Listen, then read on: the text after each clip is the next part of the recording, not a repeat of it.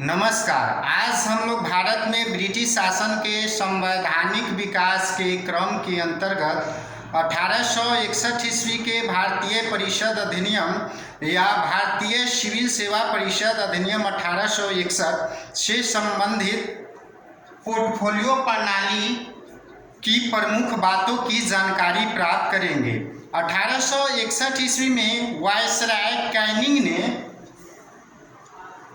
1861 ईस्वी में पोर्टफोलियो प्रणाली को अपने परिषद की अधिनियमों के अंतर्गत संचालित किया था। इस अधिनियम के अंतर्गत पोर्टफोलियो प्रणाली को उसने जो है से मंत्रिमंडलीय व्यवस्था के अंतर्गत जो है से आगे बढ़ाया था और इसके अंतर्गत सैन्य विभाग, वित्त विभाग, सार्वजनिक राजस्व विभाग या धार्मिक और विदेश मामलों के विभागों के अंतर्गत एक तरह से उपाधि या दर्जा प्रदान किया। यानी कहने का मतलब है कि मंत्रिमंडलीय व्यवस्था के अंतर्गत परिषद के सदस्यों को प्रमुख रूप से प्रमुख विभागों के लिए दर्जा या उपाधि प्रदान किया। यदि हम लोग वर्तमान भारतीय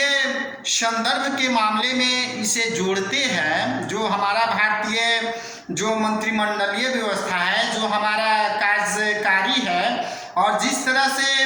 हम लोग का रक्षा विभाग यानी कि रक्षा मंत्रालय, वित्त विभाग और आपका विदेश विभाग है, उसी के अंतर्गत जो है से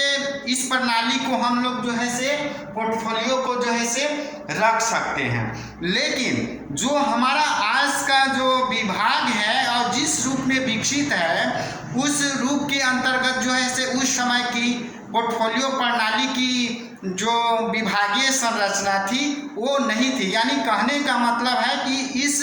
विभाग को जो है से हम लोग अपने